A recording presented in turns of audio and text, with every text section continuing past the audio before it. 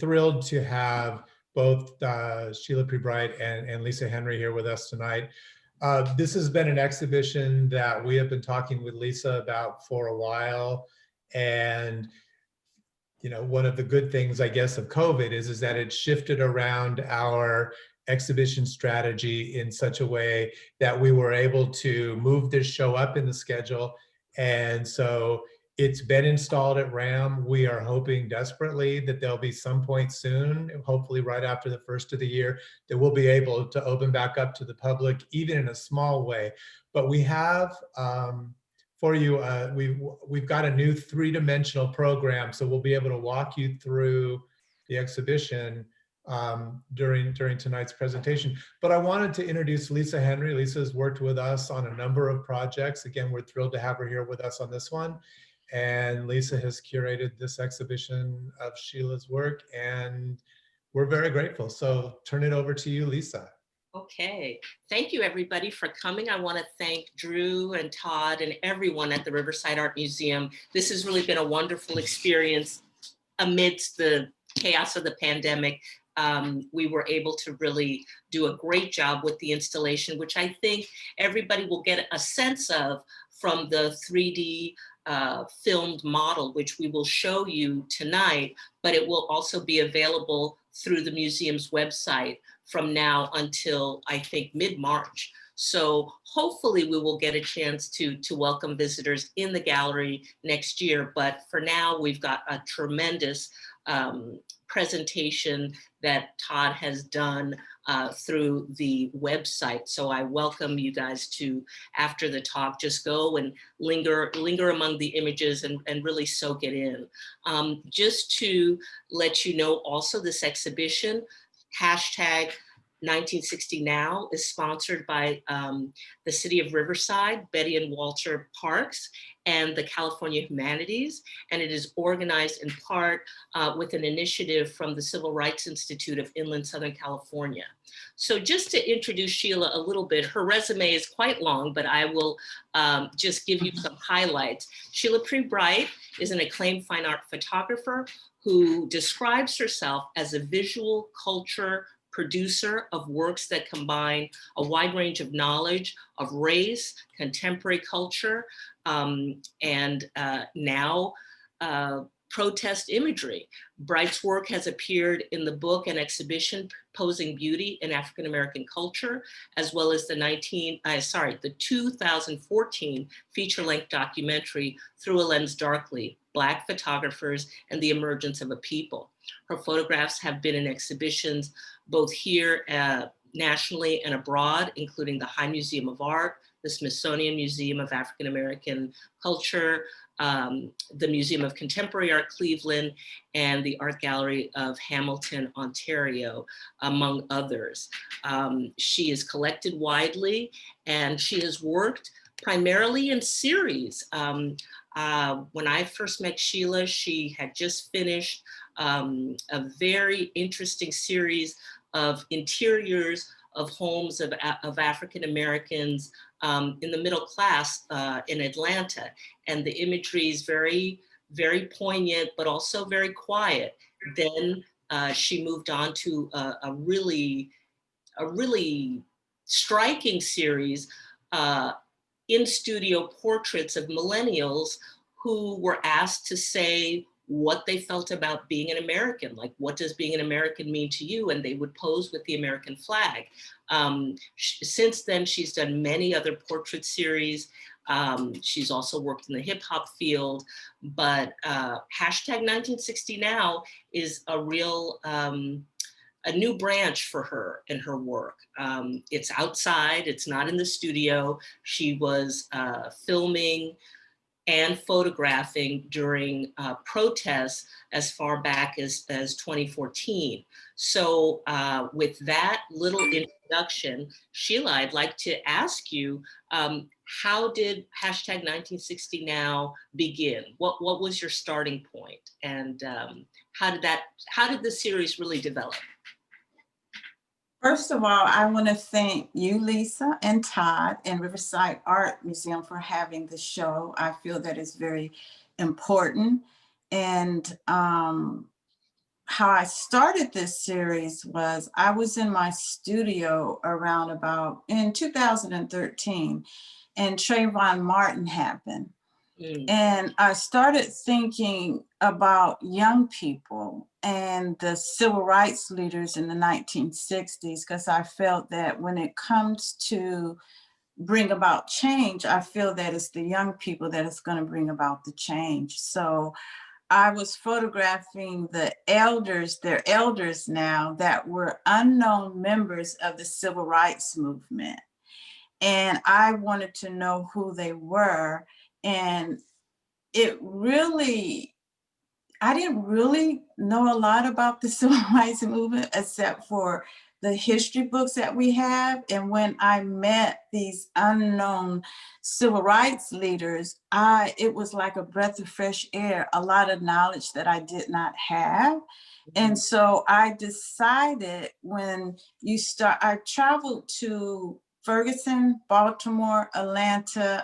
Started in Atlanta, Baton Rouge, because I wanted to know what the young people saw, and I needed to go to the ground. So that's what started for me to go down and start documenting the work in these different cities. But did you go to Florida for Trayvon, or where did you, once the verdict kind of happened, is that when you started really photographing, or? No, I was in the studio with the elders that were members of the civil rights movement. It wasn't until Mike Brown in Ferguson, that's when I went to the ground in Ferguson. So 2013, 2014, you were 2014. you were already photographing the elders, and we have like an amazing right body of those portraits, close up, full face, a whole wall of these portraits, which include both young and older civil rights workers. Yeah, I felt that it was important generational, so for us to really learn of each other, because a lot of times when you're younger, and I think that we can attest to this, nobody could tell us anything, and I think it's really important to learn from the elders, because there's a lot of knowledge that we don't really know at all. Absolutely. Todd, can we look at this wonderful 3D gallery for a moment? So we're now switching views so you can see actually inside the gallery. What we've done is group together a number of different protest images, but then we've got a wonderful wall of, so we start with protests, Black Lives Matter protests. So here I just really wanted to maybe have you say a little bit just in general about being on the ground, being among the people. Did you encounter a lot of other photographers? Was it really rough and tumble? How would you describe being on the ground for some of these early protests? Well, of course, you had the media there, and you did have a lot of photographers on the ground too. But for me in particular, I was really curious about the neighborhoods, and I learned a lot. I'll give you an example. When I went to Baltimore, I was in Baltimore when Freddie Gray passed that Sunday. Didn't realize that was going to happen. And that Monday, that's when the uprising, the young people call it the uprising, that's when it started. So I went into West Baltimore, and I was so amazed. Now, I've been to Detroit and a lot of different urban cities, but however, Baltimore was you were in Baltimore before with Young Americans. Yes, I was, but Baltimore was different. I mean, going into the neighborhoods, I felt that, lack of better words, that I want to say a third world country, but it was just the visual that I saw. And I was so amazed, and it was so much tension there. I don't go and pull my camera out and just start photographing. I was really amazed at the landscape. So Mhm. what happened to me is I got cussed out. I was told to get the hell out of here. We don't want you here, white people here, or the media here, because the only time that you come into these neighborhoods is when you want to speak upon something negative. And as an artist, an image maker, you really have to think fast on your feet. And I looked at the individuals and I said, look, I said, I want to tell our stories from my point of view. And I'm from Atlanta, the home of the civil rights movement. They looked at me and looked me up and down and says, okay. And then this woman came up to me and she said, to tell you the truth, she says, I don't have any money. Can you help me? Oh, wow. And I told her, I looked at her and I said, ma'am, I don't have any money, but I can give you a hug. We hugged and we cried. So that's how, when I go into the communities, it's not about me just trying to get a photograph and click, click, click. That's not who I am. I Right. want to look for moments. I want to engage. I want to connect with the community because I'm not from the community. Right, right. Well, but you do have quite a few images from Atlanta, but I guess that that just follows after you started the series. Then Right, because I started in Atlanta and then I went to Ferguson. No, I was in Baltimore, then Ferguson, because it's so confused. It's like, was Baltimore first? No, Mike Brown was first. You right, know, right. yeah, it was so much going on in between 2013 up into 16. It was like I was on the plane, off the plane. I mean, and I was doing shows with this work, and how I developed, I didn't realize that this was going to be a series of work, a body of work. And when I started photographing the elders, and then I started connecting with, I call them the young visionaries, I came up with the title hashtag 1960 now, because the young people said it's like a flashback to them. They don't know the history, but they feel that they are fighting the same fights their parents and grandparents are fighting.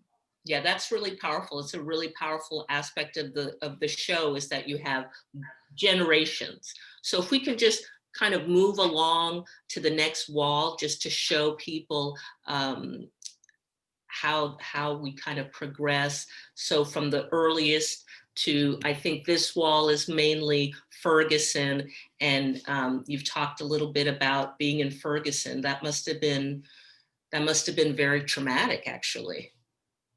It's very tense. It's very tense. And a lot of things that we see on TV is kind of totally different from what you experience on the ground. And I tell everybody that. So you kind of have to read between the lines between what you see Right. on TV, because it's so different. It really is. Yeah. So did you find that as you were making the images, you kind of wanted to do more research, or were you engaging with Black Lives Matter people, or different groups that were actually already doing a lot of this grassroots work? Were you meeting with them? For me, it wasn't about research. It was about connecting with the young people to see how they felt how they felt, what they were dealing with, how they organized. Because when I talked to the elders about the Black Lives Matter, because, in 2013, 3 women, Black women, and from the LBGT community, they came up with a hashtag, and all they wanted to do was send out a love letter to Black people, just like James Brown back in the 60s. He had a song called Say It Loud, I'm Black and I'm Proud. And so they used the internet for that. And so when that moment came, a lot of people, I think everybody want to be first. It's like all lives matter, but it wasn't about that. It was about Black lives. Black bodies have been looked upon and politicized throughout our history. And what we do in the culture, I guess speak for myself, is that we try to uplift instead of being negative about it. Yeah, absolutely. And I do think that, well, the whole dialogue around Black Lives Matter, reform the police, there's a lot to unpack there, but I really do think that we've reached a moment where people really need to come to grips with the injustice that kind of has been perpetuated in this society and just move forward. I was so heartened by, well, I was saddened, first of all, heartbroken by seeing the death of George Floyd on video. That just was devastating.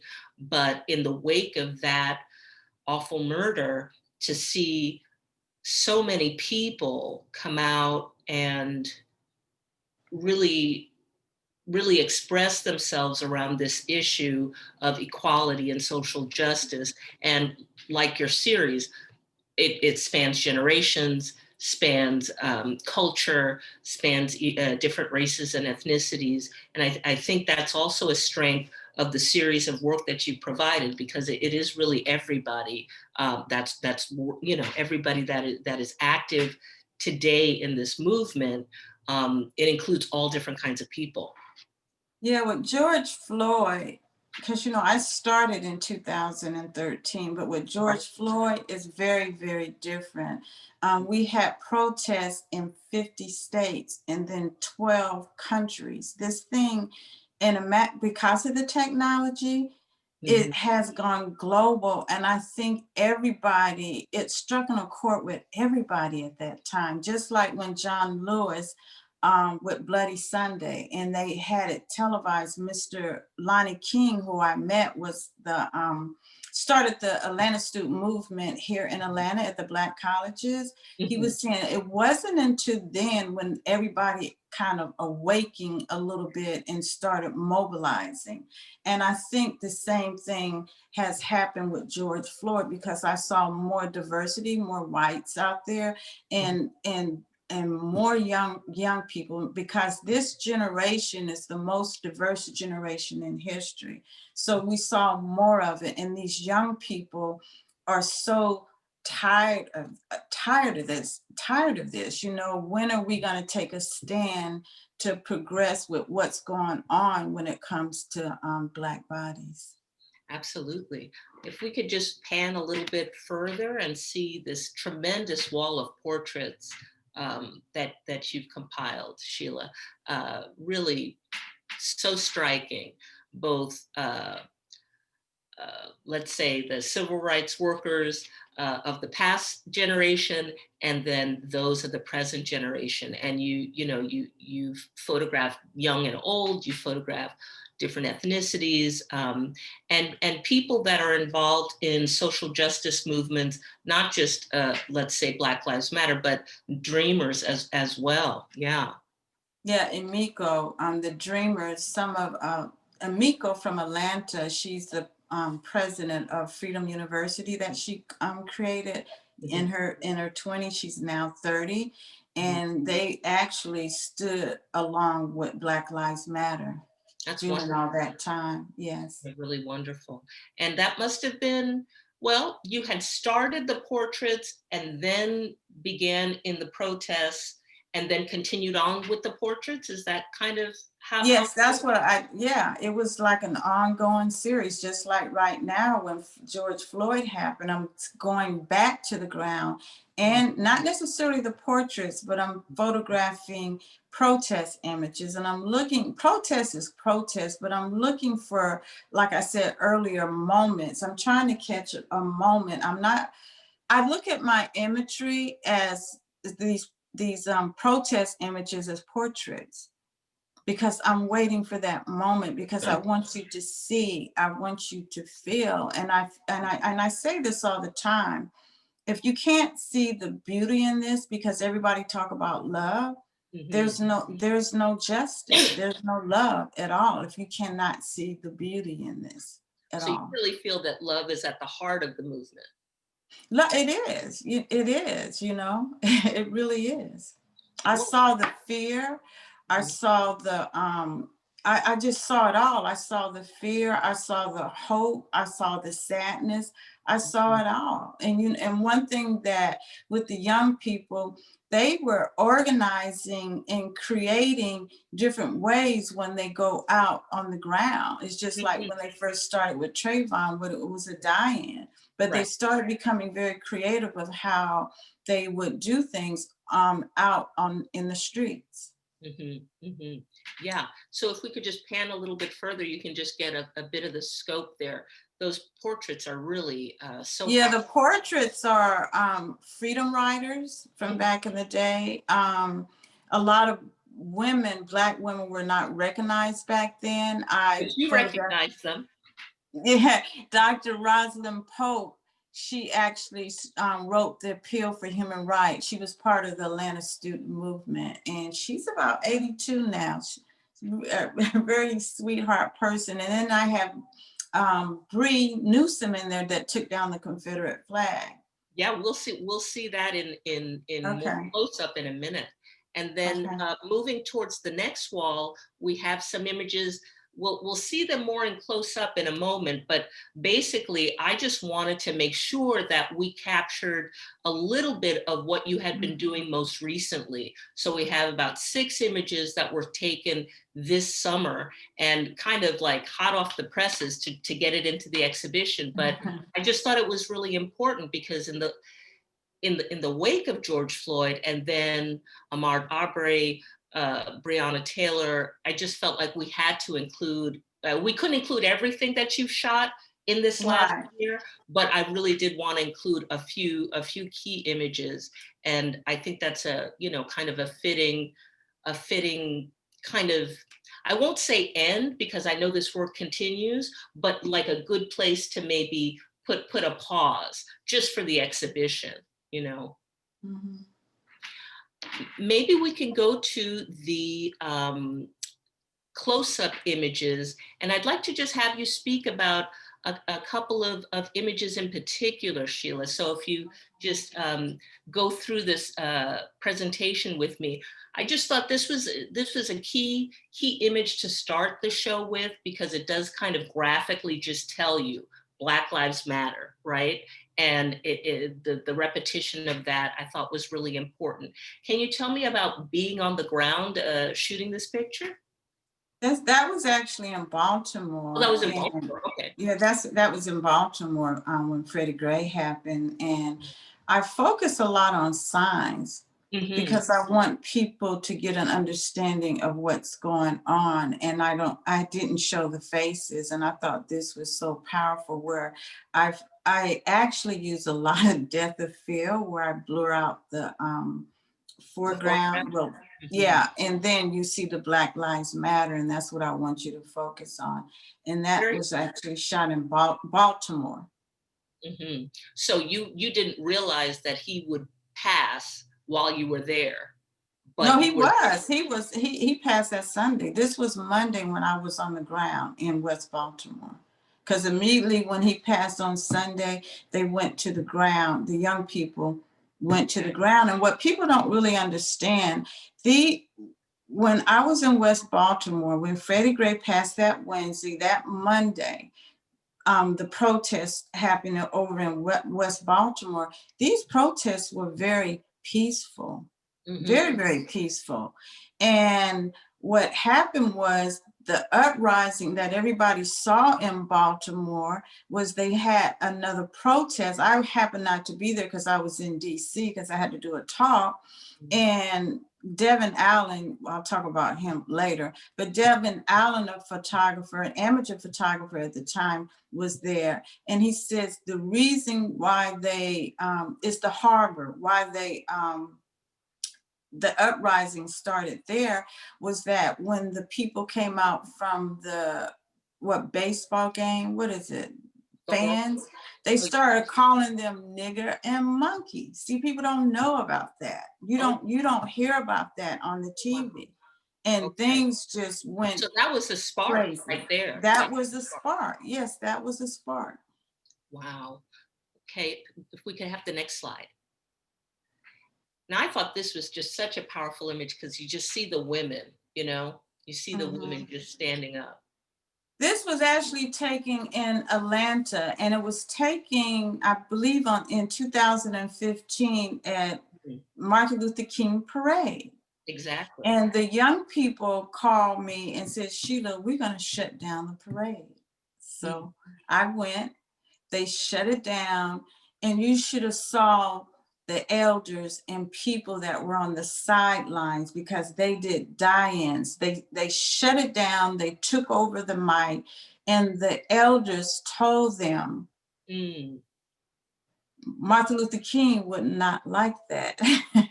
Wow. And the young people said, yes, he would, because they are tired of the commercialization of Martin Luther King, I Have a Dream. It's been so commercialized because back when he was living, he was not liked at all. And they had the hashtag Reclaim Martin Luther King Day. And so what they wanted to do is reclaim about his, because we have a lot of work to do. It's about resistance. And this was the first time with the women that I saw Black trans lives matter, because the LBGT community is the force behind this. And I don't think that was being recognized. And they came out. No, I don't think it's as well publicized. No. Yeah. So they came out with Black Trans Lives Matter. Very, very strong image. We can have the next slide. So I thought this was just, I mean, just in terms of the body language, the situation where there's, these different people in the background, they've got these umbrellas, and then this young man who is just expressing himself and so forceful, but then reading the caption. Just talk a little bit about who this is and how you came to take the photo. This was taken in Atlanta, and it was raining. No matter if it rained, we're in the rain. And the name of this rally was Say Her Name. In Atlanta, you have police brutality there too, but you don't hear about it a lot. And there was Alex Christian, a woman that had got killed by police, and they were protesting behind that. And this young man, Yusef, I think that's his name. Yeah, Yusef, he's a very passionate activist. He started an organization that's bigger than you. And he was out there for, say their name. And it was about for the women back then. This is before Breonna. Right. So it's just a very strong image. I shoot square. I shot everything square, and I shot everything in black and white. And conceptually, so I feel that I will not shoot any of the protests in color until liberation happened. And then we could see everything in living color. But right now it's black and white. So that's a very specific choice. But yes. You're also in a tradition of, street photography and protest work, right. Dating back to the last century, of really capturing people's daily lives and then people's struggles. That there's a very strong tradition of African-American photographers shooting in black and white and shooting the Black community, that you kind of extend that continuum. But I keep you in that square too, because you think about Instagram, that square is there, it's not rectangle. Now the newer images are not square, but all of these are square, yes. And you have posted these on your Instagram feed? Well, I took a lot of them off, and then George Floyd came about, and I photographed putting the newer ones up. Okay, gotcha. They could go to my website and see these images. We could have the next slide. Okay, so these are two images that I was just really intrigued by, knowing that you had done this whole series of called Young Americans, with millennials, individual millennials, posing however they wanted with the flag, the American flag, and then talking to you, doing an interview with you. For each sitter, you had an interview about, what does it mean to be an American? What were their their thoughts and ideas about America. And then as soon as I saw this image with, from Ferguson, I thought, oh, wow, okay, of all the different permutations that you did in Young Americans, nobody ever held the flag upside down. Flag is in distress. Yeah. There young people is unapologetic because they don't feel that, like I said, it's been generation to generation trauma, and it continues. And you see the guy with the mask on, Yeah. murdered by, let me see, I didn't do this, yeah.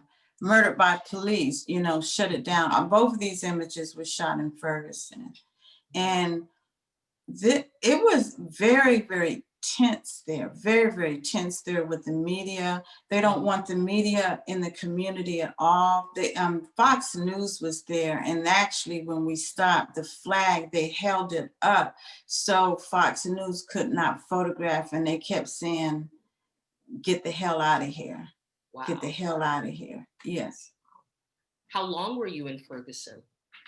I was in Ferguson for about 2 days because, like I was saying, I came to Ferguson at the end of it, not in the beginning of it, but at the end of it. It's like I'm on plane, off planes. I mean, I didn't realize that I was traumatized. I mean, I was photographing this from 2013 all the way up to 16, nonstop. Wow, that is a lot. And you just travel by yourself. You're just, you just have your kit and you just go. I travel with my sister on some of them, but when I went to Ferguson, Ferguson, I was by myself. But what I always do is I connect with the people in the community. That's very important for me to do. Next slide, please. Can you talk a little bit about this picture? Wow, I took that in Atlanta. Is my daddy next? When I saw that image, I immediately photographed it. It was a silent march, and it was for Freddie Gray. Okay. And they did a march from, you wouldn't know the area, but they marched and everything was silent, and they had tapes over their mouths and had Freddie Gray over it, and different people that had been killed by police. And when I saw this image of this woman and her daughter, it's like, is my daddy next? I thought that was just very powerful. I did not tell them to pose like that. It's just like I said, I try to look for moments and wait and then take the photograph. Yeah, I almost didn't know where to place this picture because it's so distinct. It's almost like not even a protest, it's just a plea, a very, very powerful image. Can we have the next slide? Now, this was an image that I was kind of surprised by. Why surprise? Well, because none of your other images show people with firearms. So it's like, oh, wow, okay, this happened. So tell us a little bit behind the scenes, like when was this? What was happening? And, did people— This was at the very end of, this was at the very end of 2016. Okay. I live in Atlanta. I live by Stone Mountain. I don't know if everybody's familiar with the tell us a little bit about the history of Stone Mountain, just a little. Stone Mountain is one of the largest granite in the country, and the Confederate daughters of the soldiers back in it was real early on, okay? They wanted to build the memorials, and with Stone Mountain, they carved 3 major generals into the carving of the Stone Mountain, and it became the second coming of the KKK in 1915, where they went up to this mountain, read Romans chapter 12, burn a cross, and that was the rebirth of the second coming of the KKK. Got it. And so they still have rallies at Stone Mountain. And this was a rally, and I was not going to go up there, but I decided, my sister called and said, you need to go up there. And so when I went there, I saw these brothers that had nothing but these AKA guns. And I went up and I asked them, I said, who are you with? Mhm. They said, we're just concerned citizens. We're here to protect our people if something happens. And when I saw the hat, I don't think you can see it on that too, but that it's Does cut it say off, but I you am a will man? see it. It says, I am a man. And Yeah. that's why I told him that was actually posed. I told him to put his head down because I was so interested in the hat that he had. I had a man, and then he had this AKA gun. I think it's an AK. I don't know which one that is. And this was the first time that I saw a guns at a protest. Now with George Floyd, I see them all the time now, okay? Yeah. With the white nationalists. Right. But this was striking because I haven't seen African Americans with, armed at these protests. Oh, they're armed now because it's not like back in the day. Back in the day, what I was told by Mr. King, the media and the perception of Black people that they were docile, we didn't fight back. He says, oh, yes, we did, but that's not what was being told. And so this image for me was very important to show because of that, because recently, about I think a month ago, 2 months ago, it was in the summer. I don't know the name of the organization, it's not Black Panthers. You had, I don't know how many Black males that went to Stone Mountain. They was geared up with their guns. Mm. Yes. And I don't know that that's covered as much. I mean, I definitely didn't. Well, they didn't go to the media with that because I didn't even know about it. I think within their own organization, they actually videotape it and then put it on the on social media. Yes. Wow. Next slide, please. So this was just this is one of the images that really hit me very hard. Very, very simple, very specific, but basically a strong message, not of victimhood, but of power. We will breathe. We will breathe. This photograph was actually taken in Atlanta. This red shard that was shot at the Wendy's, the drive-through. Yeah, the drive-through. That was actually there the next day, and that was a memorial that they were giving for him. And I thought that was so powerful with the woman. You can't see her because her head is cut off in the picture, but I mean, it's not. When you see the actual image, you will see her face. Yeah, you'll see her face. It's like, we will breathe. And to me, I think that has always been within the culture about all of this traumatizing that from slavery all the way up until now. We will breathe, we have the endurance for that, Endurance, but now breathing is almost like you kind of have to declare it. It used to be, well, of course you're going to breathe, you're a human being, right? But now we have to actually claim that. No. Well, think about the pandemic. Yep, what does it do? It's your lungs and you can't breathe, okay? And conceptually, so to look at that with all of us is that, right after the election of the elect Biden, I've had people come to me, not of my race, telling me now we could breathe. And in my mind, I'm like, okay, can Black folks breathe? Wow. But what I'm saying is you could take that from the pandemic of how the virus, you cannot breathe, and everybody's feeling something. Everybody's feeling something. And it's, of course, with the issue of the chokehold, that's a very specific reference to being able to breathe, right? You don't want to get choked out. We will breathe. We will survive this. But of course, everybody can relate to that in terms of the pandemic as well.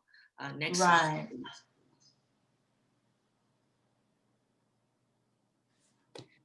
do you want to talk about a little bit about Breonna Taylor, and then how the uprisings sort of manifested around, because this was also taken in Atlanta, correct?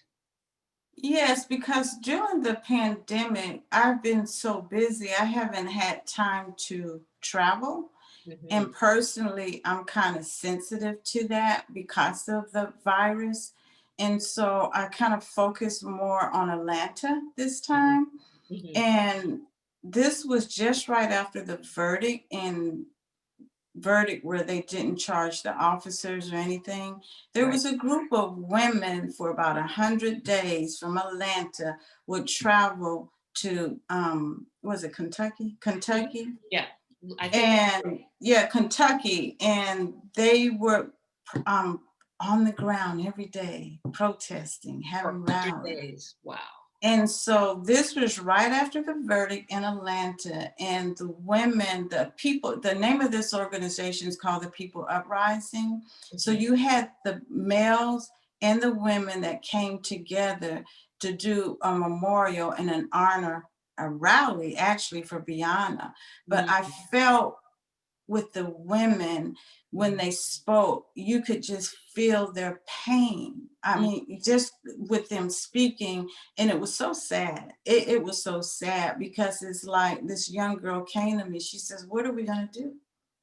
You know, we protest, we're crying out, but Right. nobody's really listening." You have George Floyd. We thought maybe then he was like a symbol of change, but still is on it. This keeps going on and on and on and on. And what is it going to take? Yeah. Yeah, absolutely. Next slide, please. And then this is what I want to say about Brianna. Please. Malcolm X talked about how the most disrespected person in America is the Black woman. And I think it's very important for us to honor her as a beam of light because her life was cut short. So, And so young. I mean, she yeah, was so she was young. so young, 26, and she was an essential worker too. Yeah, Yes. exactly. This image is just very iconic. I love this image for all of the layers. You know, obviously there's a protest going on, but then you have that architecture and the Ferris wheel, which is kind of dreamlike. But when will MLK's dream come true? That's just so poignant. Tell me about getting this image. I It mean, I wasn't a imagine rally. just a That moment. wasn't a rally or a protest. It was Juneteenth celebration. It was This, Juneteenth, I always have my camera with me. of course. And I was driving and I saw all these Jeeps, Hmm. this music, everybody, and they were on top of their cars, and it's Juneteenth celebration. And with this image, I felt that it was very striking. Like I said, it's like I'm not posing these individuals. I even had to look at a moment and catch this. The young girl that's holding the sign, I don't know if this is her grandmother or her mother that's Right. driving the car. Yeah. And then you have the young Black male with his fists up. I mean, it has a lot of different layers to it that you could read in that Ferris wheel in the back. Mhm. Yes. Yeah, no, And that's it's called the Atlanta Jeep Gang, hashtag Atlanta Jeep Gang. And okay. they own nothing but Jeeps. It's an organization. Okay. Yeah, no, I just think it's very strong in terms of the imagery. The message is clear, simple, but you have, you know, two young people holding their fists up in the air, and then you have, you know, the older Black woman holding it down. She's driving the Jeep, you know, Yes, she is. she's keeping it on track. And I just really love that image. I love that image. If we can move on to the next slide. This is Dr. Rosalind Pope. She is at the age of 19 years old. She authored the Appeal of Human Rights in Atlanta. She was part of the Atlanta student movement and she went to Spelman. And then she was pivotal in sort of a first incarnation of this series. If we can move on to the next slide. It looks like Yes. you used this image in outdoor installations. Yeah. I call that work 1960 Who, and I wheat paste a lot of the elders' images on the walls and in Atlanta. And this particular image was wheat paste at the girls' college. I can't even remember the name of the college. Not Spelman? It's not Spelman, it's another one. But anyway, the young people wanted to give a memorial and an honor to Miss Pope? Yeah, Miss Pope. And so they wheat paste her image and says, I am you. And then they took their image, they just Xerox it off and they wheat paste their images on there. Okay, so you put, Agnes. Oh, Agnes. Yes. so you put her image up and then they responded putting their image up and putting I am you. They put that up. Yeah, they did all of that. That was something that they wanted to do. They came up with that concept and that idea. That's wonderful. That's wonderful. Talk about bridging the generations. That's exactly what the whole series is about. Yeah, a lot of my work has been out in the streets. We paste out in the streets because I feel that my work not just only speaks in the museums or galleries, but I really do believe that it speaks to the masses of the people. Yeah, creates dialogue, certainly. Next slide, please. And this, of course, is Bree Newsome. Now, tell me about the session. You know, this is a studio portrait. She's known for doing something pretty extraordinary, but you had her, you know, how did you have her to come into the studio? How did you? It was hard to get Bree Newsome. She was traveling at the time, and she happened to be in Atlanta with her parents. And she came over to my house.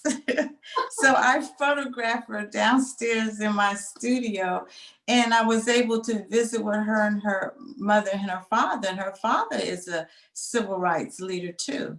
Wow. So if we go to the next slide, you can see an image of her actually taking down that Confederate flag. And I asked her, I said, why at that moment and at this time that you wanted to, why did you take down the flag? She said, because when I was a little girl, I would walk or see that flag all the time. And she felt that it was an opportunity now for her to take it down. Yeah, very, very powerful. I remember, you know, that next day when it was all over the news and cable news, and I thought, a Black woman did that. Awesome. Yeah. Next slide, please. And now this is the young photographer you were talking about earlier. Can you tell us a little bit about how you met him and, you know, how his portrait transpired? Actually, when the uprising happened in Baltimore, I did not know him. I saw him in the streets. He saw me.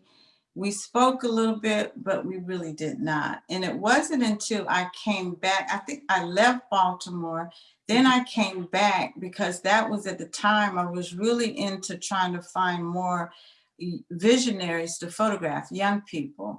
And I was introduced to Devin Allen, which actually he was an amateur photographer, but now he's professional. He got his first cover on the Time magazine. This was taken in Baltimore. This was part of this was the uprising that happened. And you see it says America 2015, 1968 cross. What has changed, what hasn't? And he actually got the second cover this year. It's a beautiful image on Time magazine. Yeah. And I can't remember, it came out this summer. Beautiful image. And then when you had him into the studio, did you guys talk about sort of what you had seen that summer? Or no, Devin is a very quiet person and kind of reserved and kind of didn't really do a lot of talking. And what I do when I photograph, I kind of observe and observe and try to vibe off of the person and then take the photograph. But he didn't do a lot of talking at all. Next slide, please. So can you talk about of course, the generations, but also the different parts of the movement that these two men represent? Yeah. Tell me his name again, because I forgot. What's his name? But anyway, let me talk about him. He is actually from Baltimore. Mm-hmm. And he photographed the Poor People Campaign, Martin Luther King. He knew Gordon Parks. And I think he told me Gordon Parks was his mentor.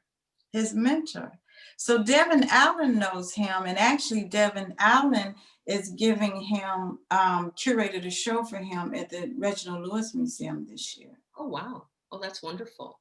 So Yeah. having all these elders come past your studio, that must have been kind of amazing. For me, it was amazing and it was exciting because, like I told you before, I did not know a lot about the civil rights movement except what we learned in the history books. Right. The So history you got to know some of the foot soldiers. You got to know some people that were behind the scenes.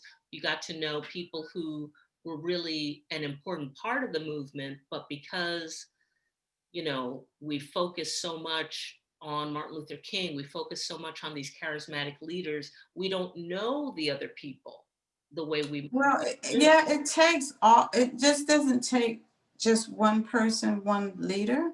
Mm-hmm. And that's what the young people, I hear from the elders, like, well, you need a leader. Mm. They don't want a leader because they said you kill Malcolm X, you kill Martin Luther King. All of us are leaders. And that's how they look at it now, is all of us are leaders. There's not one particular person that is a leader.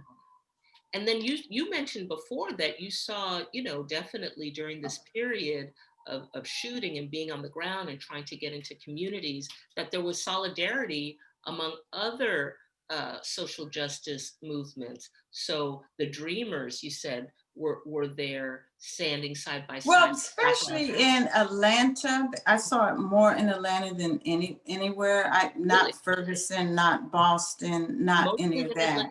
Wow. Yeah, in Atlanta because there was the Dreamers were there and they were part of the movement with Black Lives Matter. But I didn't see it in Boston, Ferguson, or the other places. Okay. Next slide, please.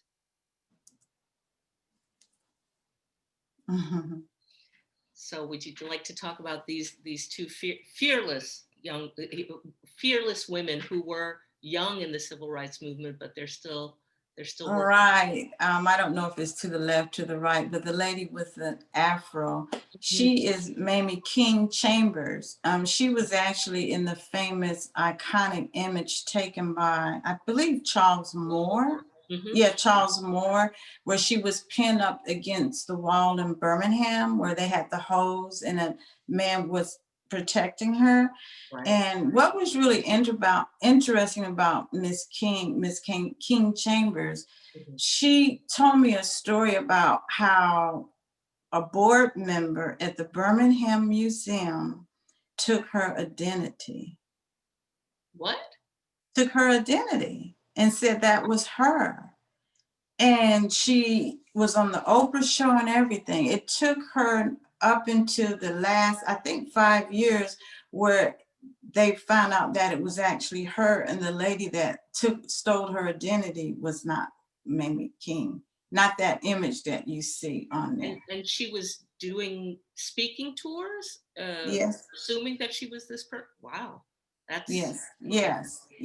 And what happened when she said the water hose, she can't hear out of this ear anymore. So she lost her hearing in her. I don't know. I can't remember if it left or right, but she was actually older than the young people because they went to the schools. Mm-hmm. And got the young kids and told them they had to march, but these young kids were like, they didn't know what was going on. They was just told what to do. And she was one of the organizers there. And the other lady, I can't even remember her name, as sweet as she wanted to be, she was a foot soldier and she was part of the Atlanta student movement at Clark Atlanta University. So everybody came to your studio. You didn't go on location to. No, when I traveled, I was on location. Okay, yeah. So you did photograph some people outside of Atlanta. Yeah, a lot of them I did actually. Yes. Next slide, please. Mm-hmm. Let's see, who's she? Let's see.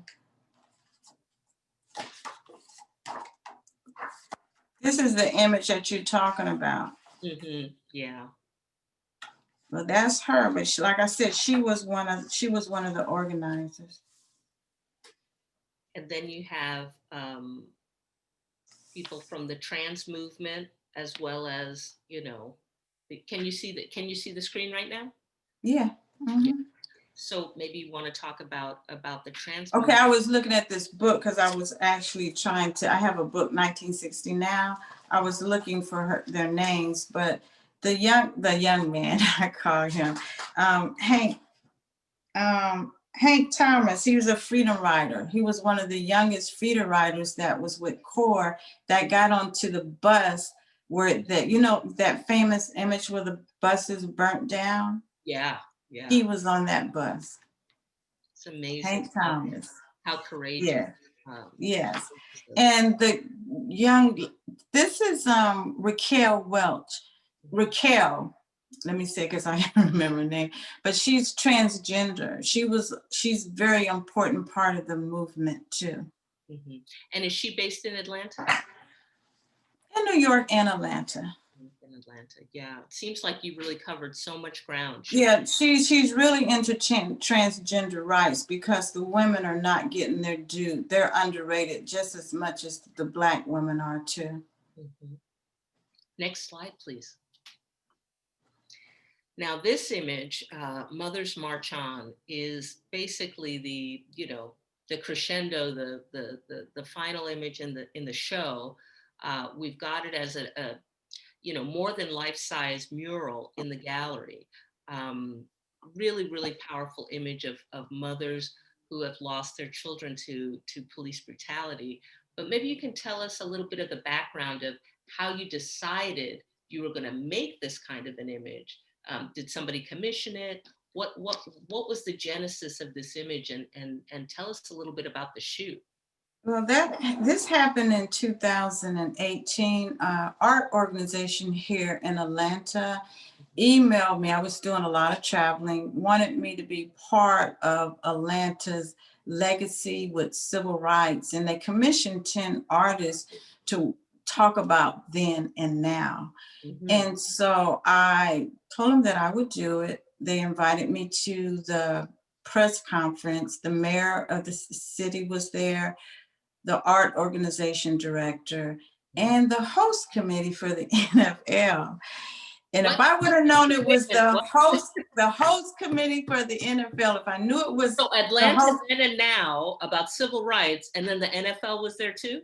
Okay. Well, I'm saying the host committee for the NFL director was there, and I didn't have no idea about that. I was so upset because at that time, all of us know that there was the controversy with Colin Kaepernick, and I'm photographing the movement, and I didn't want to have any parts of it.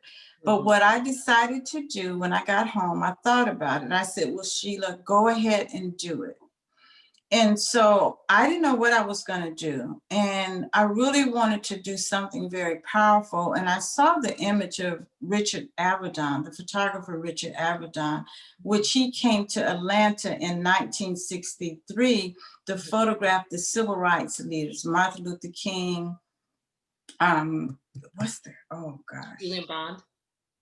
Julian Bond. There was an image that I saw of Julian Bond holding his 9-month-old daughter with the SNCC students behind him. And I was like, oh my God. I said, I need to recreate that image with the mothers of police brutality. So Eric Garner's mother, the one with the white jumpsuit with her hands out, I invited her to come. Tamir Rice's mother and Oscar Grant's mother in California at the Oakland station. His was in, I think, he was shot in 2008. Was it 2008? I think it was earlier, yeah. And the rest of the mothers are from Atlanta. And I actually asked Miss Dr. Rosalind Pope to be a part of it. I rented out an Airbnb, brought all the mothers together. It was very, very emotional. We had a cook. I learned so much from these women. I saw the trauma within the trauma with them.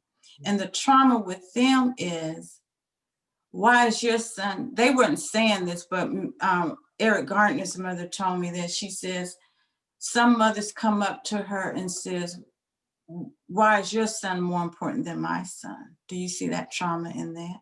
Wow. Wow. We cried. I mean, we ate. It was a beautiful experience. And I took them to Vine City because that's where Richard Avedon took that image of Julian Bond. Okay. And So that's where it's photographed, correct? Yes, a photograph. And what happened was, then this was my second, actually the second to the last shot. And when she opened up her hands like that, I knew that was the image. You knew that was the one. Because I don't know if you have the other image, the image of Julian Bond, he's holding his daughter. They're without children. And I call this Mother's March On because I wanted to talk about how these Black women have become activists, not of their choice. And it's something that they have to live with, but they're still mothers. All of us have a mother, okay? And I wanted to give honor to them because sometimes these mothers are not looked upon favorably, like they didn't raise their children right or whatever. That's not the case. These are mothers. Absolutely. And that's what I wanted to talk about. Absolutely. The image that you're mentioning about that Richard Avedon took, it's on the website along with the essay by Dr. Christiane Winters. We do have a reproduction of it there with the essay, but we don't show it in the exhibition. This is your exhibition, so. Yeah, and what I can do, if you go to my website, I actually did a mural of Richard Avedon's image and the mother's images. It's about 30 feet high in Atlanta. Yeah. And we curated and we placed it right around the corner from the jail, the courthouse, and city council. It's 30 feet high. What kind of feedback did you get from that installation in Atlanta? It must have been really incredible. New York Times wrote an article about it, but I didn't get good feedback from Atlanta because like I was saying is that the NFL wasn't happy with it, I guess? No, the NFL was happy with it, but the people from Atlanta, it was hard for me to get a building, number one. Number two, I was told that we didn't have that kind of problem here in Atlanta with police brutality. Oh, but you said. And how I got the building was a collector of mine from Florida knew the person that owned the building here. That's how I got the building. And I hired, I managed to work it out where I had some young people from Florida that came to put it up. It was hell getting this up, but I got it up. And I'm gonna see if I could, I don't know if anybody got Q&A, and then if I could bring it up and have me share it on the website, I could do that. I think we're going to go to Q&A now, if you're ready, Sheila. Yeah, I'm ready to go to Q&A. Yes, that'll be fine. And then in the meantime, I'll look and pull that image up. Okay, great. Let's see. So hopefully we have a few questions that we can go to.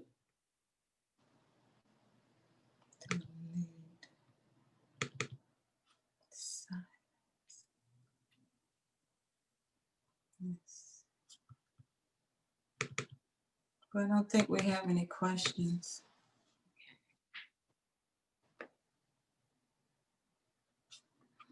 I just want to try to pull this up so everybody can see this real quick. Lisa, can you go to my website? I don't know if I can do a screen. Oh, that's okay. That's okay. And Todd, can you share my screen? I mean, share the screen. I just want to show this image if I can get it up.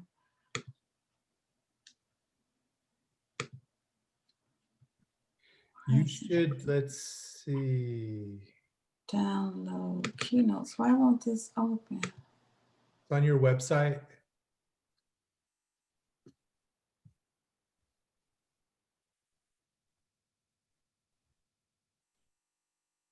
Is it on your website, Sheila?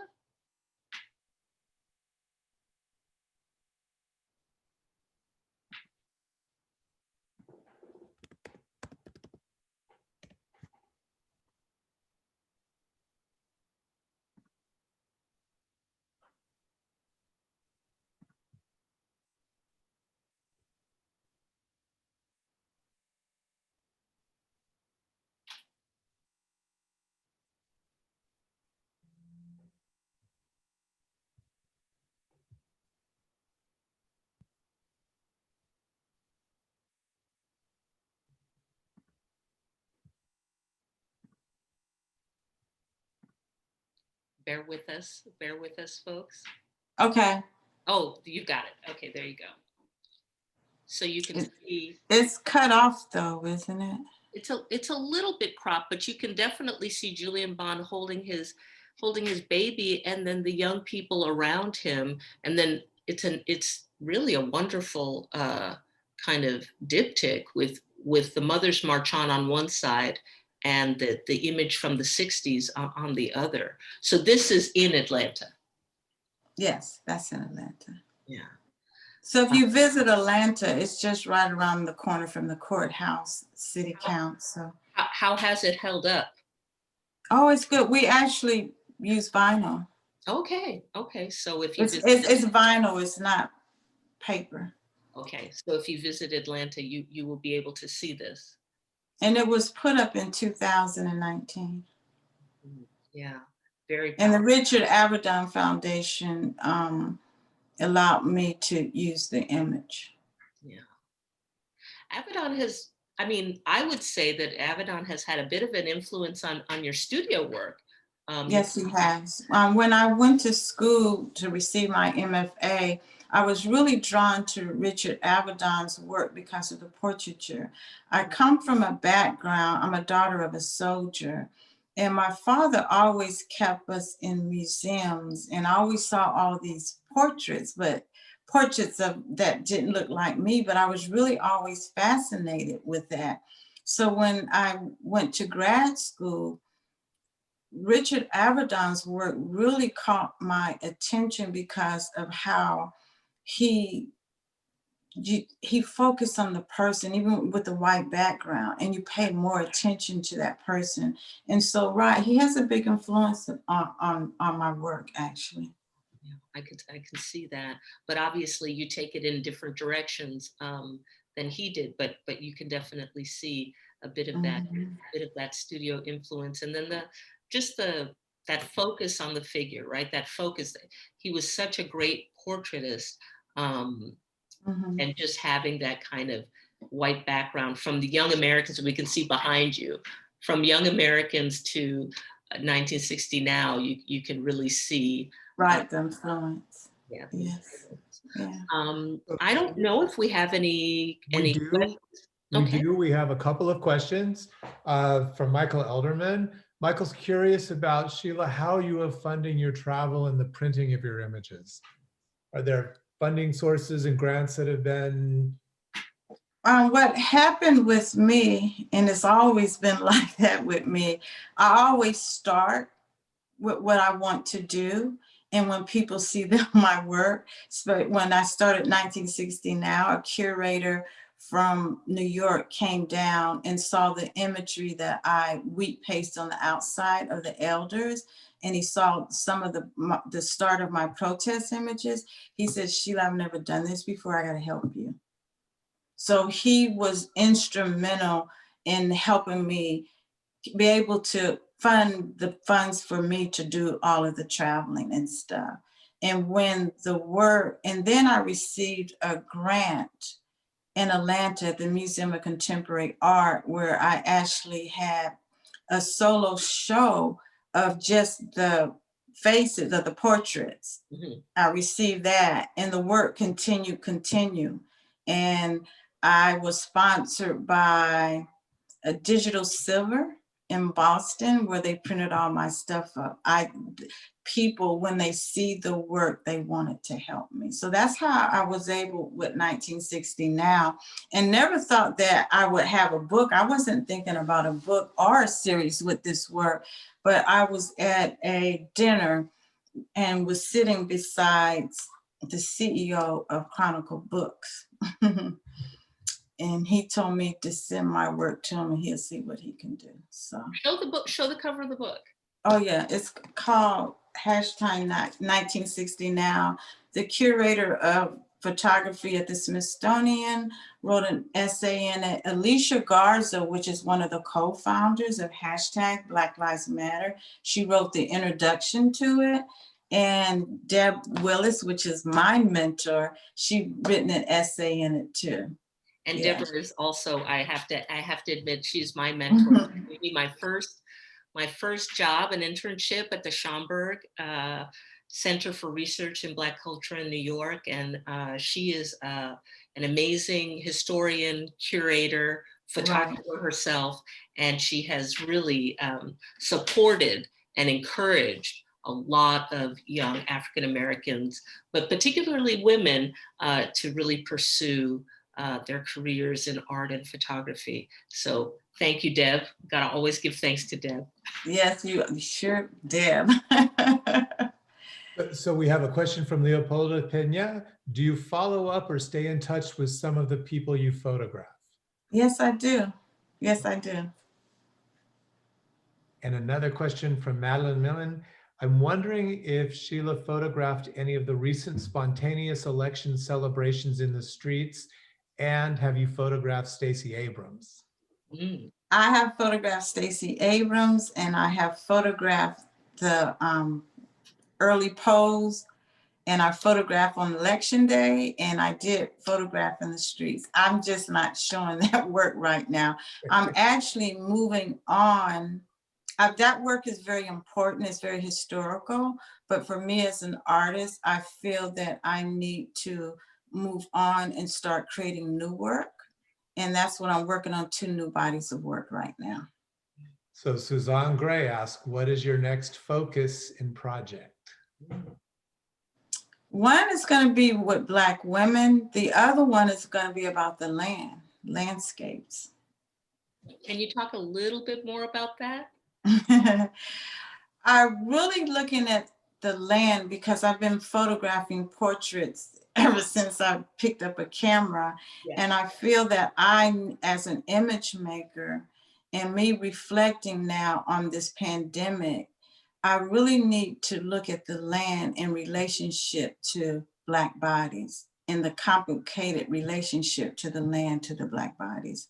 So that work, I just received a major commission from the High Museum of Art called Picturing the South.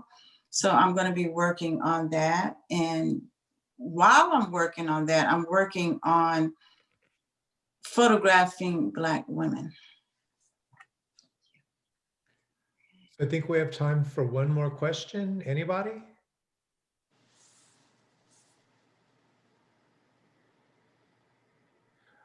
Joyce Hall asks, when was the first time you had a camera in your hand? Were you a child? No, that's one thing that I did not have as a child. My father, when I was young, told me I was going to do something creative, but he didn't know what it was. It wasn't until my last year in college I picked up a camera. Last year in college. I had no idea that I would be an artist and my medium would be photography. I was very shy, very introverted. I would just stay in the house and read books, but the photography actually found me because I wouldn't speak to anybody at all. Photography found me because it allowed me to express myself of what I see, because in my formative years, up until the age of 6 years old, I lived in Germany. And we traveled every 2 or 3 years. And I was always curious because I'm thinking, this pandemic making you really reflect on a lot of stuff. It's like, why are you doing this? And it's my experience and how we traveled every 2 and 3 years. And I was always curious as a child why other groups of people look at people the way that they do, as far as I don't even know what I'm trying to say though, but it comes from my childhood. Mm, mm. Well, thank you so much, Sheila. This has been such a wonderful experience to work with you again. We've worked together before, but this body of work is just so powerful. And I'm really, really pleased that we were able to bring it to Riverside. Thank you so much.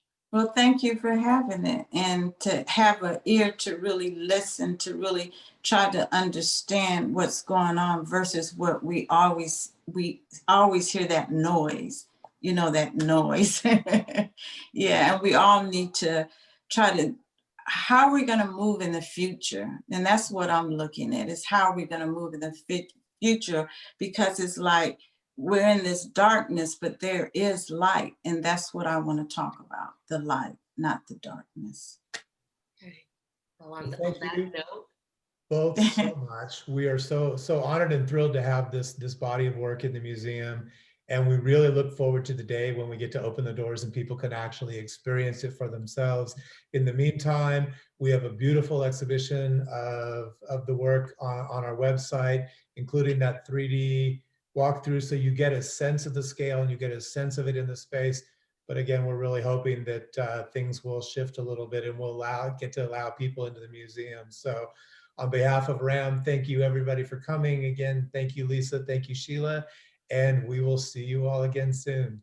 Okay, thank you, and good night.